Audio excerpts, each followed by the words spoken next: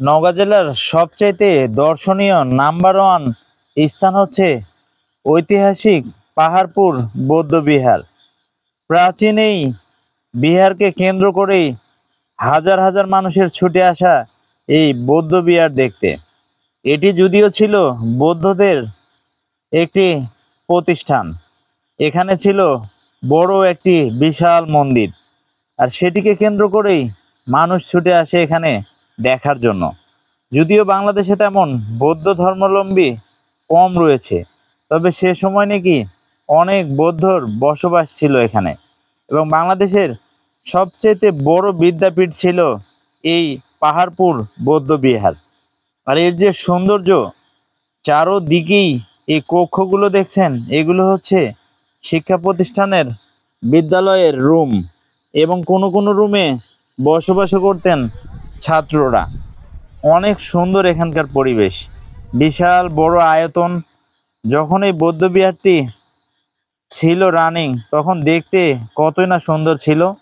তবে এই এলাকায় কিন্তু তেমন বৌদ্ধদের বসবাস নেই, আছে কিছু হিন্দু পরিবার, বাকি সবাই মুসলিম।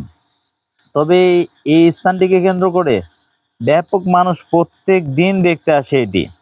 আমি 2002-03 সালের দিকেও সপরিবারে এসে এর এক অংশে ছিল সিঁড়ি, সেই সিঁড়ি দিয়ে উপরে উঠেছি ঠিক মাথার উপরে, সেখান থেকে সিঁড়ি দিয়ে আবার নিচে নেমে যাওয়া যেত। 5 থেকে 7 বছর আগে এই সিঁড়িটিকে কেটে ফেলা হয়েছে। অনেকে আহত হতেন পড়ে গিয়ে, কিংবা খেয়াল না করেই, সেজন্য কর্তৃপক্ষ এই সিঁড়িটিকে কেটে ফেলেন। এটি নিঃসন্দেহে একটি ভালো উদ্যোগ, কারণ এখানে বর্তমান সময়ে যে মোবাইলের যুগ, ছেলেমেয়েরা যেভাবে ভিডিও কিংবা সেলফি তোলার জন্য কোনো কিছুই তোয়াক্কা করেন না, সেক্ষেত্রে সিঁড়িটি যদি এখন থাকতো তাহলে অনেকেই আরো বেশি আহত হতো কোনো কিছু নজর না দিয়েই। আর নওগাঁ জেলার মধ্যে বদলগাছি উপজেলা হচ্ছে শস্য ভাণ্ডার, সবচেয়ে বেশি সবজির চাষ হয় এই বদলগাছি উপজেলায়। এত পরিমাণ সবজি হয় এ পাশে, মাঠ জুড়েই, তাই তো সবচেয়ে বেশি ফসলের দেখা মেলে। আর বৌদ্ধবিহারের এরিয়াটি অনেক বড়, দূর থেকে তাই তো দেখতে বিশাল বড় দেখা যাচ্ছে। মূল গেট রয়েছে দুইটি।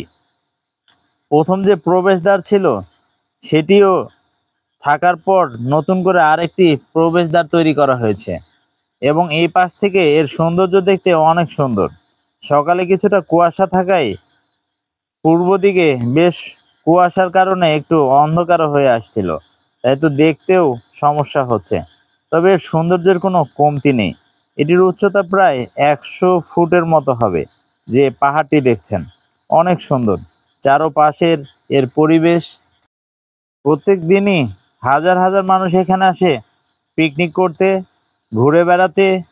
অনেক মানুষের সমাগম হয়। সকাল সকাল হওয়ায় অনেকটাই মানুষ কম দেখা যাচ্ছিল। তবে এখানকার নকশাটি এতটাই সুন্দর, নিচ দিয়ে ছোট পিলার, উপরে বড়, ডিজাইনটি অনেক অসাধারণ।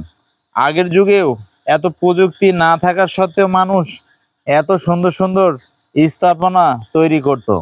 আর এখনকার যুগে এত প্রযুক্তি, তবুও এখনকার ভবন টেকে না বেশি দিন, অল্প দিনেই নষ্ট হয়ে যায়।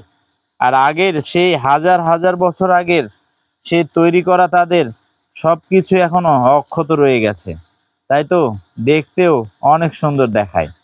এখনকার মানুষ যেমনি ভেজালে পড়ে গেছে, তেমনি জিনিসপত্রেও ভেজাল। কোনো ভবন তৈরি করলেও সেটিও বেশি দিন টেকে না, তেমনি করে স্থাপনাগুলোই অল্প দিনের মধ্যেই নষ্ট হয়ে যায়। আর এই হাজার বছর আগের প্রাচীন এই বৌদ্ধবিহার এখনো দেখুন মাথা উঁচু করে দাঁড়িয়ে রয়েছে, তাই তো দর্শনার্থীর কোনো অভাব নেই এখানে। প্রত্যেক দিন হাজার হাজার দর্শনার্থী আসে। ঈদকে কেন্দ্র করে তো এখানে মানুষের জায়গাই ধরে না, এত পরিমাণ মানুষ হয়। তবে এখানে কর্তৃপক্ষ আগে পিকনিক স্পটের জন্য আলাদা জায়গা ছিল না, তো এখন বেশ কিছু জায়গা অনেক সুন্দর পরিবেশ তৈরি করেছে। এখানকার সবচেয়ে সৌন্দর্য হচ্ছে এখানে যে গার্ডেনটি তৈরি করা হয়েছে, এটি বেশ সুন্দর, যে কাউকে মুগ্ধ করবে, এবং এর বিশাল এরিয়া। পিকনিক করার জন্য গাড়ি রাখা থেকে শুরু করে সবকিছুই অনেক উন্নত হয়েছে আগের চাইতে, এবং এখানে তাই তো মানুষ বেশি আসে।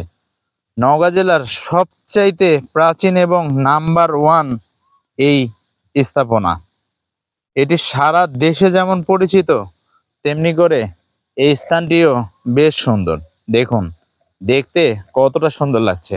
লাল টুকটুকে যেন একটি স্বর্ণের পাহাড় বোঝা যায় দূর থেকে দেখে। এ যেন এক স্বর্ণের পাহাড়। দেখুন এর সৌন্দর্য কতটা সুন্দর।